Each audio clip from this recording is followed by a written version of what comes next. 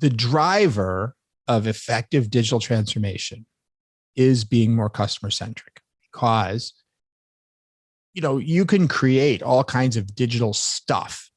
It may or may not help your business. It's not automatically beneficial just because something is more digital.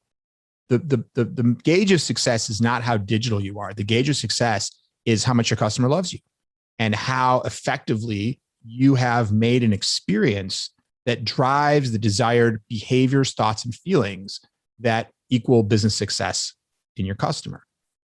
And so that's why understanding your customer and being customer centric is so important. Now, what digital gives you is a whole breadth of new tools to do things for your customer that you simply couldn't do before.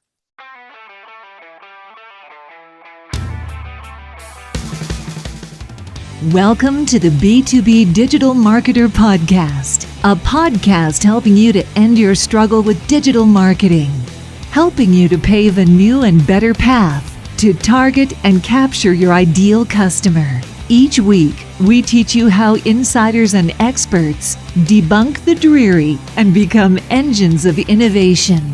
Now, here's your host, Jim Rembach.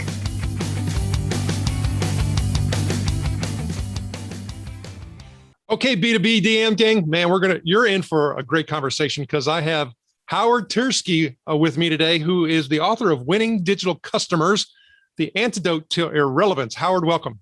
Hey, thanks for having me. And now, hey, Howard, B2B DM gang. Yes. Thanks for picking up on that. Okay, so Howard spent 15 years with Ernst & Young, actually helping them to grow their digital consulting practice and digital transformation practice for all of their clients. And since then, he's been working himself with a lot of large, big consumer brands. And so we're actually going to be talking about how we can take some of the insights from those consumer brands and those learnings, and even talk about some of those brands that actually have found a lot of success as B2B organizations or B2B having divisions for B2B. And how we can leverage some of those things in order for us to be better at marketing, better at sales, better at client acquisition, as well as client and customer retention. So Howard, you have a wealth of information. I had the opportunity to review the book. I even went into the online resources that were available from the book and watched a couple things. And man, I'm looking forward to actually getting into it deeper and our discussion today. But in the book, you talk about this brand love continuum. And I think it's important for you to explain what that is and really how a B2B organization can actually leverage that continuum. Sure. Well, the brand love continuum is a way of looking at the emotional connection that customers have to a brand. Many studies have shown that the decisions that customers make about who to do business with is driven at least as much, if not more, by their emotional investment in the decision and then rationalize logically after the fact. Clearly, if you're going to successfully market and sell, you need to be thinking both about the emotional and the rational side. Believe me, there's plenty of people who love Rolex, but they're just not rationally willing to spend the money, So it's not enough to have that emotional connection, but it's really, really critical. And not only is it critical, but it gives you all kinds of additional benefits when people feel a strong emotional connection, because it means you can be preferred. It means customers are less likely to be as price sensitive. And it means that customers are going to most likely come to you first. So if there are areas of your business where you're not all that differentiated, you have a much greater likelihood of getting, when all other things being equal, people are going to go with a brand that they love. So the value of being a loved brand is tremendous. And if you look at the brands that have been most successful over the last number of years, many, if not all of them, are brands that have a loyal following, that have customers who feel emotionally invested in them, whether that's a Google or an Amazon or a Whole Foods or a Ben & Jerry's or a Nike or a Disney. And yet, if you look across the Fortune 500, most brands don't qualify in this way. There's a huge number of brands that don't really get that level of emotional connection. So the brand love continuum is simply a gauge. And we have 5 levels in the brand love continuum. We talk about companies that are truly loved. That's the sort of strongest emotional connection. Then below that, we have a series of levels. It goes down to resonant, relevant, irrelevant, and non-existent. And the higher up, and we've looked at many companies, the higher up your emotional connection from your customers is, in most cases, you're seeing stronger revenue growth, you're seeing higher profit margins, you're seeing higher stock valuations. You're winning much more likely on the measures that are sort of the common measures of performance, company success across industries. And then we have a little bit of a rule of a little back of the napkin method to evaluate for any given brand, what is the level of emotional connection that their customers have to them, or at least that any individual customer has, because of course it's going to vary across your customers, but we're looking at it as kind of an average. And so our quick one, we have a whole more sophisticated battery that we use, but the quickie version, which is, I think, interesting to know, is you ask, and I don't think this is in the book actually. So here's some content that's not in the book. You just ask one question. You ask, how would you feel if this brand were gone tomorrow? So, Jim, if Apple, let's just take Apple. Imagine you wake up tomorrow morning, Wall Street Journal headline, Apple is out of business. No more iPhones, no more iTunes, no more iCloud, all the I's, everything's gone except IHOP. We're going to still have IHOP. But other than that, anything you like that starts with an I is gone. How do you feel? How would you feel? Well, as a father of kids that actually have their noses stuck in them all day long, I'd probably be thankful in many different ways. Interesting. So you may not be someone who loves that brand. Love-hate relationship, as they say. Well, yeah, it's a good point. People have, sometimes complex relationships. But there's a lot of people for whom they would be devastated.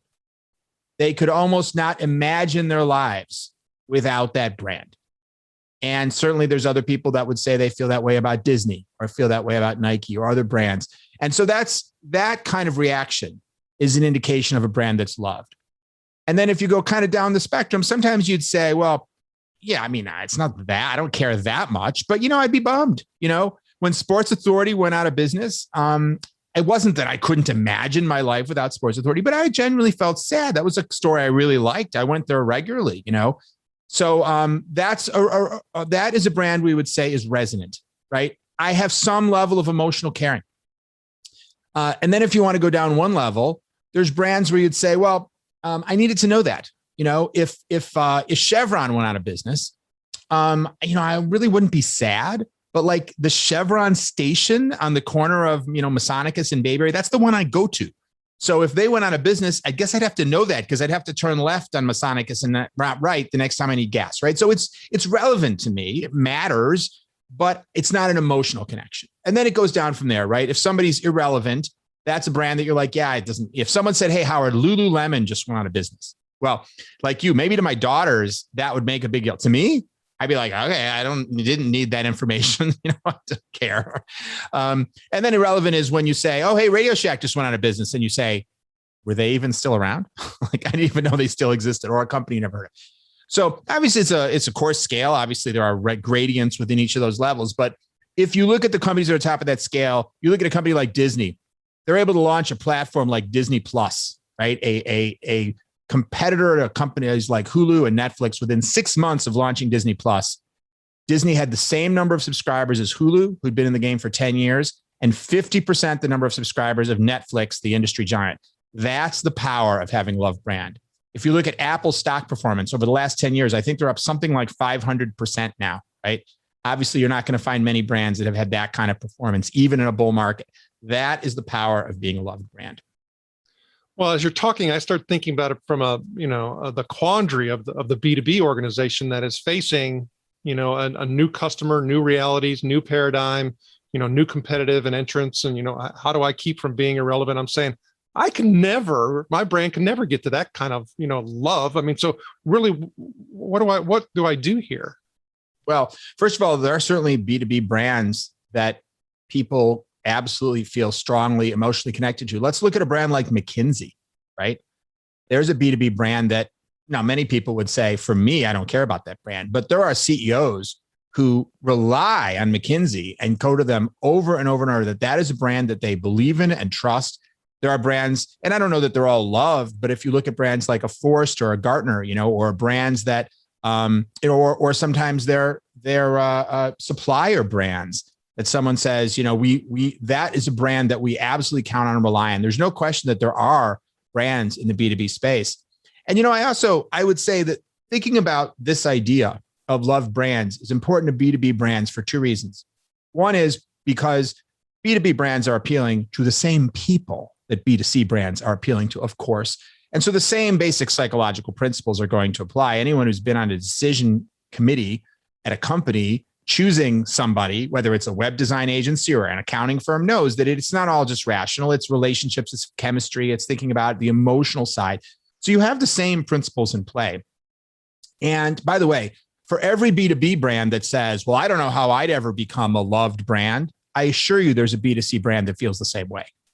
I mean, people love Uber, for example. Now, by the way, not everybody loves Uber, and some people hate Uber because of some, the sexual, misconduct and all that. But there are people for whom that is a brand that they couldn't see their lives without. It has empowered them and enabled them in ways which are really transformational, or similar, Lyft or other competitors. So those are brands that very often are high up on the scale. But if you just said 10 years ago to a taxi cab company, you are going to become a brand that your customers absolutely love, I think a lot of them would have looked at you and said, I don't really think that's practical or possible in our industry. So I would defy anyone to say, oh, well, we just supply paper, or we're just plumbing repair or whatever. We can't be loved. It's just false. And if you look at many of the brands that are loved, they're not necessarily all brands that are, look at Nike. They make gym shoes, for crying out loud. Should there be a brand that makes socks that's loved? A brand that what's so special about gym shoes? It's not really the industry or the space that you're in, or it's B2C or B2B. It's that being loved is very difficult. And most brands don't get to that level. Well, but the last thing I want, go ahead. Go ahead. No, please go ahead. But the last thing I was going to say about it is, all B2B brands need to be in the B2C business, and they need to be thinking about B2C. And here's why. And tell me if you agree with this. If you study the animal ecosystem is you've got carnivores, and then you've got your vegetarian eating animals, and the carnivores eat the plant eating animals, and then the plant eating animals eat the plants, There's this hierarchy. So you might say, well, why should a carnivore care about the plants? Well, if there are no plants, then there's no plant eating animals. Similarly, in the end, if you follow any B2B company, you're going to get to a B2C company. Because who is that B2B company serving? Well, a lot of the companies they're serving are B2C companies.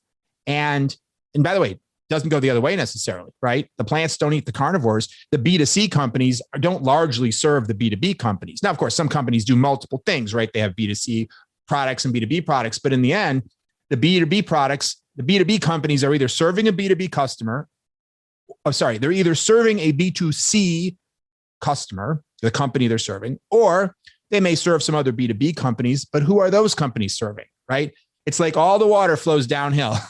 And eventually it gets to the consumer, because that's where the money comes from. And so if you're a B2B business, you need to be thinking about two aspects of this. You need to think not only about how do I, as a B2B business, get to be loved by the people who are picking my company to do business with, but also, how am I going to help my clients, my customers, the businesses that I'm serving, help them be loved by their customers? And there's all kinds of opportunities, whether you're in technology or accounting or finance or any field, where you can say, how do I improve my value proposition in a B2B space by creating an offering that's going to help my customer, if it's a B2C company, be more loved by their customers as well? And with that response, I think you're getting into what on the next question that I came into as I was going through the book, which is, it seems obvious that a B2C organization has to go through the digital transformation because the customer is more digital. But for that B2B organization, they're saying, well, do I really need to go through this transformation process? Because in the book, we know it's true. It's painful, it's expensive, and it takes a whole lot of effort. Yes. I think like I said, you started answering some of the questions about why I would do that. What are some of the other reasons why a B2B organization would want to go through digital transformation? Yeah. Well, the first is something I alluded to earlier, which is that if a business is serving you're not, there's no such thing as serving a business. You can only serve people, right? I mean, businesses don't make decisions. Only people make decisions. So the people who are going to make a difference for your company, whether you get hired, whether you get your contract renewed, whether you get retained, whether you can expand to new areas, whether the customer refers you, all the positive behaviors that you want from your customer come down to influencing the behavior of people, not the behavior of companies. So how is, if they're interacting with you and they have a smooth, easy experience, they can go online, they can check their order. They have, you have put sensors in the products that you've sent them that automatically reorder themselves or whatever it is. You've created the kind of elegant experience for them to have at work when they're interacting with your company. How are they going to feel about you and how is their behavior going to be impacted versus they have to wait online, they have to fill out forms in triplicate, they have to wait for stuff in the mail for them to sign. It takes 2 weeks to open an account, whatever it may be, right? All the classic symptoms of a non-digitally transformed business.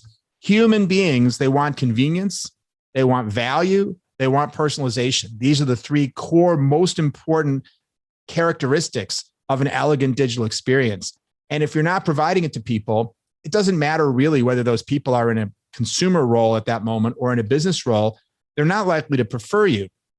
Now, in B2B, though, you have a little bit of a different scenario in which sometimes, not everybody you're interacting with has influence on whether you're selected, right? So, you obviously want to bear that in mind as you think about strategically which types of features and functions and capabilities are going to have the biggest impact on your business. But let me give you an example.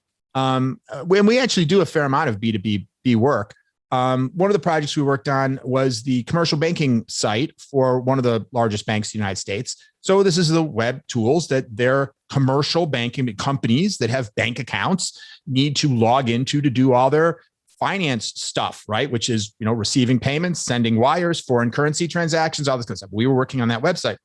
Well, we went out and spent time with people in finance departments to understand what are the different roles, the different things people have to do. Some people are running reports, some people are doing audits, some people are processing payments, some people are processing inbound money, and understand, well, what are they trying to do? What's their job? And whether the current tools and sites were meeting their needs or not meeting their needs. And these people had influence ultimately, though, because most big companies, they have many banks, right? Most big companies don't just have one bank. They have many banks.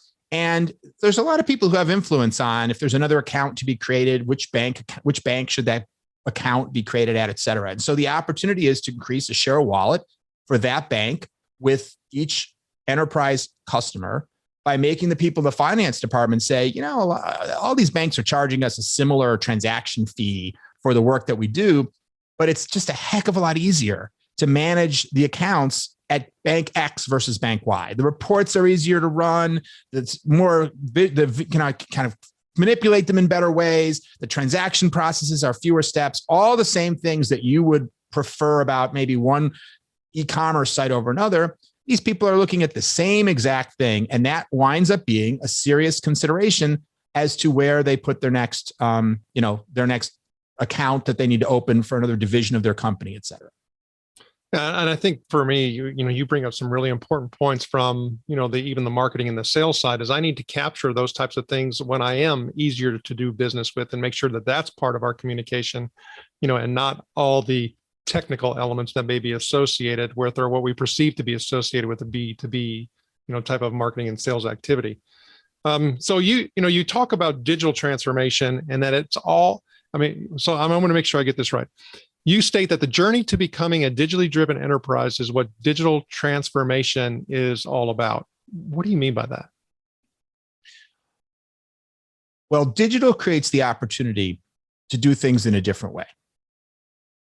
And if you look at the companies that were built for a digital world, very often they were built in a totally different way than they could have ever been built. So we talked about Uber before. Let's look at something like Uber. And many people have made this observation, but, Uber is the largest ground transportation company in the world, I think. They don't own any cars, right? Airbnb, I'm sure you've heard this meme before, right? Airbnb is the largest hospitality company. They don't own any buildings or hotels. eBay is one of the largest marketplaces in the world, and yet they don't carry any inventory. I mean, these are companies that were built with a whole different set of rules in mind. Compare that to, a company like Macy's, a great company, actually a client of ours, where, it starts out with e-commerce and said, well, we're a company, we have stores and we have this merchandise, and let's create e-commerce, which is this additional way to buy the stuff that we were sort of already selling. It's an add-on to a certain existing business model. It's not a complete rethinking of, the apparel business the way something like Etsy is. Etsy, I don't know for sure, but Etsy, I wouldn't be surprised if they sell as much clothing as Macy's. But it's a completely different way of thinking about being in the clothing business. And so this is a purely digitally driven company. And not every company needs to get to this point. But very often the thinking that happens at large enterprises is more about how do we augment, we have who we are, but then how do we tack on? And that's actually, I love this term e-commerce, right? Because it's sort of the linguistic, is beautifully descriptive in that you take a existing word, commerce, what you're already doing, and you just sort of tack on the E with a hyphen. And that is still to this day what a lot of companies are doing. And by the way, that can be very successful. I don't mean to suggest you shouldn't take your existing business and add digital methods to do business. And in fact, nearly every business in the world has already done that. But if you look at the companies that are gaining the most benefit from the digital age, the most growth, the highest multiples on their valuations, they tend to be companies that are playing at another level. They're not just doing the same old business with, you can also buy it online, you can also check your account online, et cetera, but they're building businesses for a digital world. And so as large enterprises, we need to be thinking about what does that future look like? And we may not be able to get there overnight, but this idea of being digitally driven to me is the North Star of saying you could be Hertz car rental and have your locations at an airport and people, but say, hey, now instead of calling the call center, you can go online and book. And of course, they've been doing that for more than a decade, of course. Or you can be Zipcar and say, we don't need car rental pickup locations. These cars can be strewn anywhere on the city, around the city in a parking space. And you don't have to rent it by the day. You can just go on your phone and see where there is one and go find it, open the door with your phone. You don't need a key, drive where you want, put it back when you're done, and someone else will come and get it, right? That is a different kind of car rental business. And I don't mean to suggest that a Hertz or any other car rental company operating on the old model can't be successful, but for many years, they've been struggling. They've been struggling to grow because not even, I'm pre-COVID, because what's taking the place of them? Ride sharing, Uber, Lyft, all these kinds of things. Digitally driven businesses are taking business from traditionally minded businesses. Well, and for those traditionally minded businesses that have had that, market share prior to some of this disruption or, possible irrelevance occurring, a lot of them are going through the acquisition process and just, buying those types of companies. I mean, we've seen it in the shave industry, and I think you even highlighted that in the book, where there were two companies that came and kind of disrupted the model, and one was purchased by Schick and the other one was purchased by another one, right? So there's ways that there are getting into business and also realizing that it can't be just type of, say, another business silo or business function, that they do have to approach it and operate it quite differently. So I think we're seeing that happen. But I think the bigger opportunity, and this could be one of the reasons why you wrote the book, is like when you look at the Fortune 1000, there ain't but 1,000, right? there's a heck of a lot more businesses out there, literally millions, that really need to go through the digital transformation, from their legacy business, right? Yes. And I think that's what you're trying to do is kind of reach out to them and make a difference to them. So when I start thinking about the digital transformation, as you have it in the book, is it really all about just learning how to be more customer centric? Well, the driver of effective digital transformation is being more customer centric, because you can create all kinds of digital stuff. It may or may not help your business. It's not automatically beneficial just because something is more digital. The gauge of success is not how digital you are. The gauge of success is how much your customer loves you and how effectively you have made an experience that drives the desired behaviors, thoughts, and feelings that equal business success in your customer. And so that's why understanding your customer and being customer centric is so important. Now, what digital gives you is a whole breadth of new tools to do things for your customer that you simply couldn't do before. So it's not enough just to be customer centric, because if you're customer centric, digital transformation inherently means you're going to be leveraging technology to make the experience better. But it's about starting not with technology, but about starting with identifying opportunities to improve your customer's experience, to remove pain, frustration, inconvenience, confusion, and replace it with delight, satisfaction, love. But it's the devil's in the details, right? The process of understanding your customer, understanding specifically what can I do. And then when you're brainstorming, and because, the process is typically first you figure out where the pain is, and then you have to figure out, well, okay, what can I do to remove the pain or reduce the pain? And digital means you have a whole bunch of things you can do now that you couldn't do before. So you need to make sure that you're thinking about that toolbox, whether it's artificial intelligence or drones or virtual reality or just creating a cool app. And so put those two things together, being customer centric and being aware of the tool chest you have from the digital world.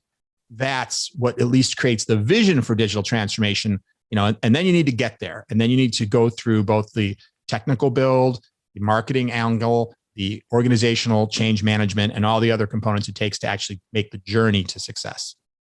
Well, I think that gets us to what leading up to going through that digital transformation. And you talk about the customer love digital transformation formula. If you can explain that for us. Sure. So, it can sometimes seem like an, insurmountable challenge, right? Like you said before, it can be like, oh my God, we're company X. We've been doing it this way for a long time. Sure, we've added some technology. We now have a website, of course, but we're still kind of this company we've been for the last couple of decades with a few bells and whistles. We haven't really transformed. And perhaps you're seeing the effect of that in terms of your growth and your customer satisfaction and things like that. But sometimes it can be like that old joke where, someone stops for directions and the person says, oh man, if that's where you're going, I wouldn't start from here. Or, it's, you can't get there from here, and, I think it's helpful to have a roadmap. It's helpful to have a plan. Well, what are the steps to follow to get from where you are to where you need to be? And I just have had the privilege for the last 25 years of working with scores really of Fortune 1000 type companies. And I've gotten to see a lot of different things that companies have done to transform. And I've seen a lot of spectacular failures. And I've seen some tremendous successes and some things in the middle, or some things that started as failures and got turned around. And so I've over the years been able to collect kind of a path to success, right? Really, what is it that works? And I would never say there's only one way of being successful, but I have observed there are a lot of ways to be unsuccessful. And so what I've tried to do here is say, okay, I'm not going to suggest that this is the only blueprint, but this is a blueprint that works. And what is it? It's a 5-step process. And the top 5 steps are conceptually fairly simple. I'd be happy to review what they are. Of course, like anything, the devil's in the details, which is why the book is 400 pages and not just one infographic of the 5 steps, right? As well as additional online resources. Right, as well as additional online resources and 10 hours of videos and 3 supplemental ebooks. And, I tried to make the book like a toolkit for a company that's really trying to transform. And I've tried to answer the question, what is everything they need? Now, I'm not going to claim that it is absolutely everything you need. I mean, honestly, I could have written another 400 pages. It's just so much to say about the topic, but I've tried to provide at least a lot of what I think people need. But the 5 steps are, the first is to understand the customer for all the reasons we talked about earlier. That's the foundation of transformation. Understanding what is the behavior, who are the customers, how do you define them? Not everyone's probably your customer, and how do you define them? And what is it that they want and need? What are their hopes and dreams? What are their fears? What makes them want to buy? What keeps them from buying? Let's understand that customer. The second thing is to map the journey. Understand, first of all, what happens when your customer tries to buy today? How do they find you? How do they search for you? What's their decision process? Once they buy from you, what happens when they receive your product in the mail, or your service technician shows up at their house, or they walk into your branch, or whatever kind of business you're in? What happens? Or if it's B2B, that's fine. What happens when your consulting team lands at the company? What occurs? How do people feel? What is the emotional journey that they're on? Do they love it every step of the way? Or there are moments where they're terrified that they've made the wrong decision? And most businesses, I find, don't really know or understand all the nuances of the experiences that their customers are having today. They have an idea of what it should be, and maybe some anecdotal reports of areas where it's not what it should be. But the first step in mapping the journey is to make sure you really understand the current state. And then the second part of this second step is to map the future journey. Say, well, if we were building this whole thing from the ground up, what is the North Star? What is the way this experience should be? No excuses. Yes, I understand the mainframe computer can only process so many transactions. Yes, I understand there's regulations we have to deal with. Blah, blah, blah. Got it. We have the budget. Put all those excuses aside. If you were to build the company that your customers would love, what would that journey look like? So that's the second step, is to map the journey. Then the third step is to build it, right? Now, again, conceptually simple, right? If you take a vision of a journey, you can generally break it into a whole bunch of different products that you need. Well, we need a new mobile app. We need a chatbot. We need a digital asset management system to hold all of our content, et cetera. And then within each of those, how do you get it right? Because you might have the right big picture idea, but get the details wrong. How do you do customer research and risk planning and technology design so that you wind up with something that is really going to work, not just be conceptually the right idea, but actually work when people try to use it? I'm sure all of us have had the experience of seeing a product that sounded great. We saw the ad, we read what it said on the box. We're like, this is amazing. When I was a kid, I'd see in the comic books, the X-ray specs, you buy the X-ray specs, you could see everybody naked. Sounded like a great product, but then when you get it, it doesn't work so well, doesn't really deliver on the promise. So, that's really the question. How do you really make sure that journey is really, you've built out the details of those products each step of the way? Those are the kind of parallel kind of serial main three steps, or like the understand the customer, envision the journey, and build it. But while you do those two things, there's the last two things which kind of go all the way across that you have to be doing that whole time. One of them is to optimize the present, because these transformations can take a long time. They can be multi-year projects, and human beings tend not to be too patient. And who are the human beings you have to worry about? Well, probably like your CEO and your top executives, perhaps your board of directors, perhaps your investors, and also your customers, and also your employees, your colleagues. If you have a program that goes on too long without delivering some sort of results, that program is got a target on its back. And so, while you're figuring out that big, bold transformational vision, you also want to be asking the question, where are the places we're letting the customer down that we could make quick fixes, there's low-hanging fruit, so to speak. And very often when we go to study these kinds of journeys, we see some problems which require massive investment to transform, but other things that just require rewording the text on a button, or something small like that. So, and small fixes sometimes don't yield huge dollars, but they're also super cheap. And when you find 100 of them, they can add up to real money. And if you fix 100 a quarter, and at the end of the year, you fixed 400 little problems, you could be talking about many, many millions of dollars. Certainly, we've seen that repeat. And then the last of these steps that happens again in parallel is to lead the change, because transforming a company requires tremendous leadership. It's much harder than leading companies in times where all you're doing is sort of coming out with slightly new and improved versions of processes and products. And so it requires specialized leadership skills. Of course, it doesn't start at, I'm talking about it as the last step, but it's not the last step. It's the first step, right? It's where you have to begin. It's what you have to be doing all the way through. And it's arguably the most important thing. And so we talk in the book about what are the challenges you're going to face as a leader of transformation, like resistance to change. You're going to find that a lot of the people in your organization, it's like you think, lead the horse to water. A lot of people don't want to drink. They're like, it's not my kind of thing. I kind of like keeping things the way they are. And so you have to figure out how to lead through transformation and encourage people and inspire people to want to change and deal with all the other challenges, because very often as a leader in transformation, you have to rebuild your company. You have to think about organizational structure in a different way. You have to think about partnerships in a different way, et cetera. And so, so those are the 5 steps that we go through in the book. And that's kind of the body of the book. Is each of those steps is a section of the book. It's multiple chapters, and just really try to get into the details on what works, what are the practices. This is meant to be a very practical handbook for someone who's really trying to get this stuff done. Well, okay. So and in the book, you even describe the characteristics of those types of heroes that are actually going to lead, can be part of that transformation process and leading it, and then therefore recruiting and doing all of that. And the resistance to change, and there's so many different types of, tactics and methods and approaches that people take in order to be able to do that. And that's the next book, right? But you talk about the customer understanding being such a vital and vitally important part. And for me, having many years in the customer service and customer experience world, personas and journey maps have gotten a whole lot of attention. And I mean, for me, being certified in emotional intelligence and, looking at all of the emotional aspects of this customer journey and, trying to use it from all aspects, before, during, and after sale, I see a whole lot of mistakes being applied to creating personas and journey maps. What are some of the common things you see? I would start out by saying, I never believe there's one right way to do anything. But I have come into companies and they've said, oh, we have journey maps.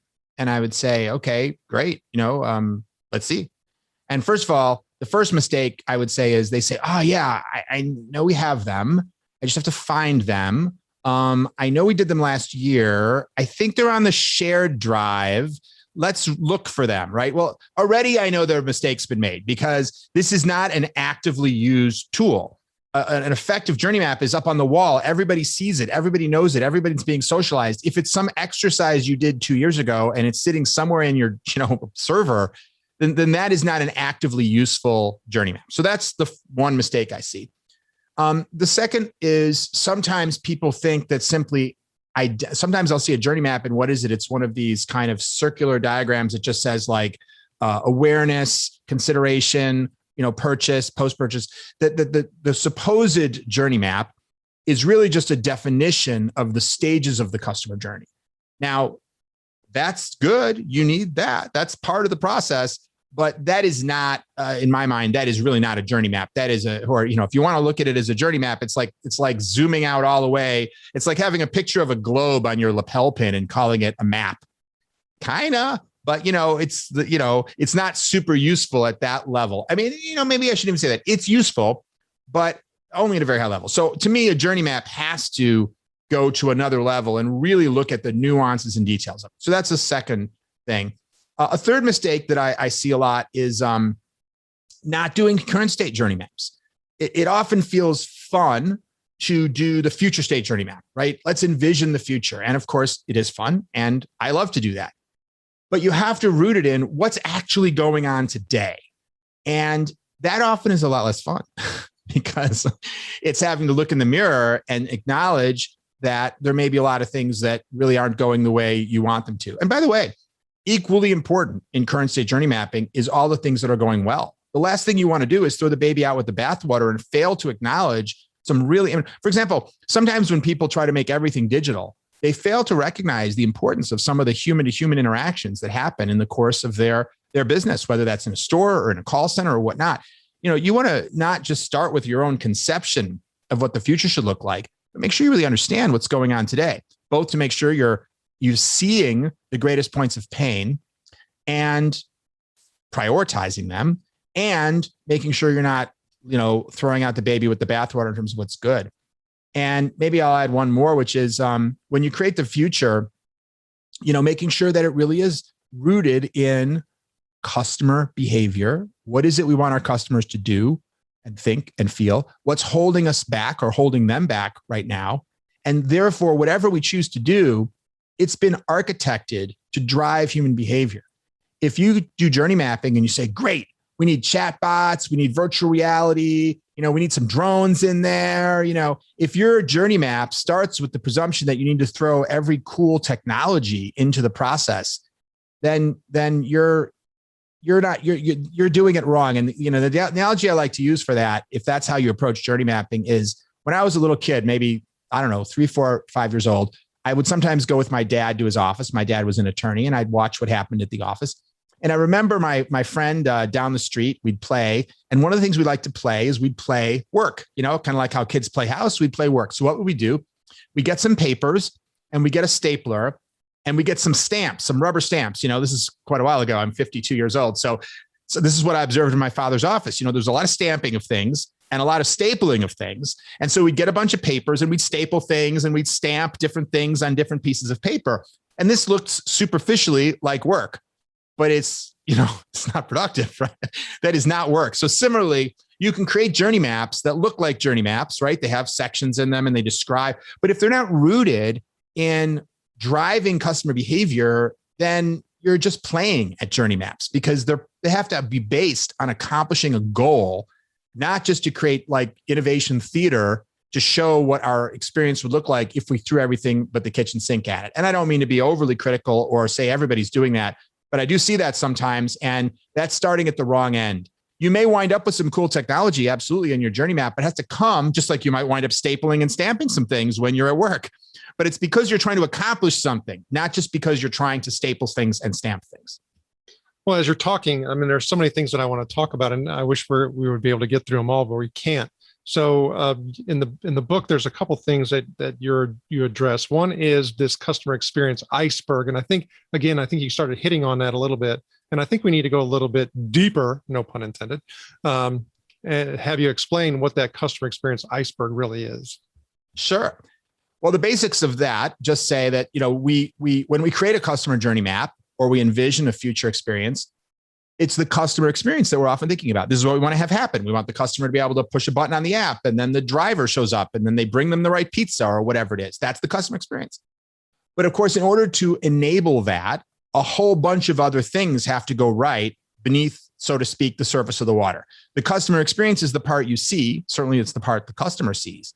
But what has to happen? So there's typically 4 areas that exist beneath the surface of the water that all have to be thought about in order to bring that customer experience to life. One of them is technology, of course, whether it's GPS or, like we're talking, drones, artificial intelligence. I mean, the application of technology to enable that customer experience is critical. And that's probably obvious to many people. A second is data. So many of the capabilities that we love about digital experiences are driven by data about us, data about products. So for example, so we can be matched with products, data about, shipping information, prices, policies, all kinds of things. And so making sure you have all that data, it's accessible, and that it's accurate is a key part of creating a great experience. Even if your technology is right, I'm sure many developers will say this. It's like, the code was perfect, but the data was wrong, right? So you have to recognize that the data is super essential. The next is business process, what the people do. Because if all of a sudden you switch to this really cool digital way of ordering your products, your customers are going to have some new and different needs, and you're going to have to think about how to support those needs. You may need to retrain your call center to handle different types of questions. And you may need to think about some of your own processes, because customers in a digital space often have different expectations. If someone, goes online, if someone, sends you a letter in the mail, how soon do they expect a response back? Versus if someone types something into a chat window, obviously it's very different in terms of the duration that they expect a response. So just thinking about in a digital world, you may need to change the way that you do business. And obviously other things change, whether it's security, if you're trying to validate the person is who they say they are, if you're doing that online, you have to think about a different process than if you're doing it with someone standing in front of you who can show you, say, their driver's license. So thinking about process changes is key. And then the last of those things is business model.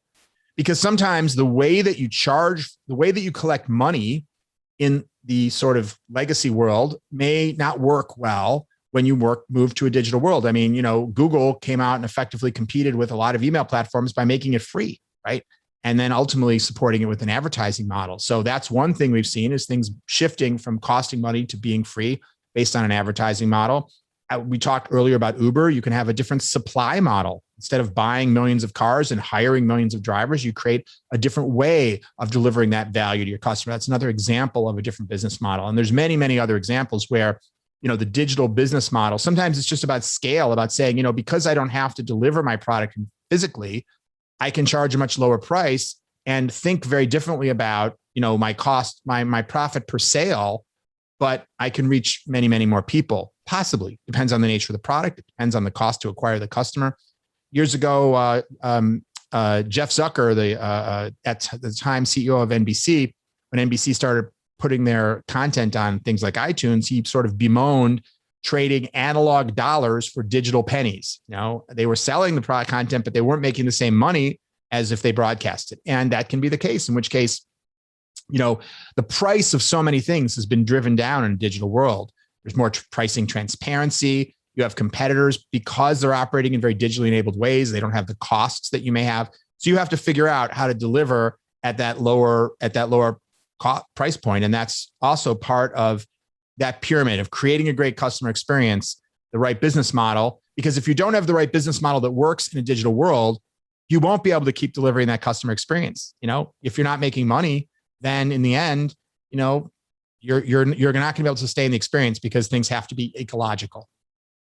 As you shared tons of insights and information and a different way of thinking, it really, lends me to, think about how we traditionally have marketed and how traditionally we have gone through the selling process for B2B organizations, and taking all of the, existing information that's already there about the company, and really, you talked about the future state and how important it is, as well as let me say this again.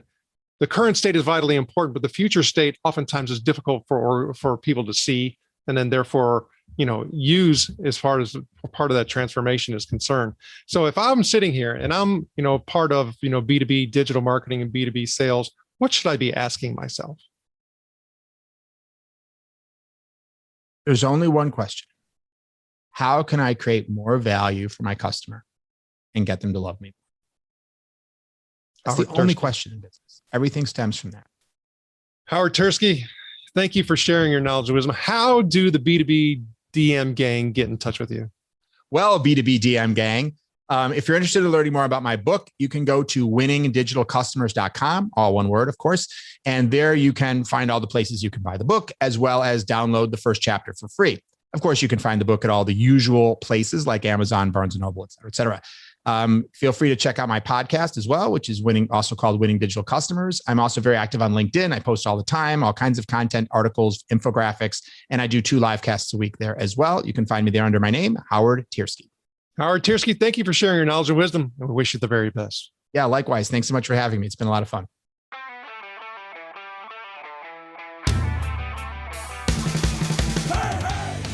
Thank you for joining us. Go now to join the B2B DM gang in the B2B Marketer LinkedIn group, where you can connect with other B2B DM disruptors and get access to our B2B DM cheat sheets, checklist, and guides.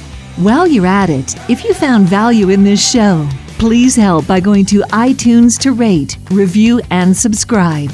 And share the show on all of your digital platforms. Be sure to tune in next week for our next episode. And always remember, you can automate your lead capture, but you must lure your lead.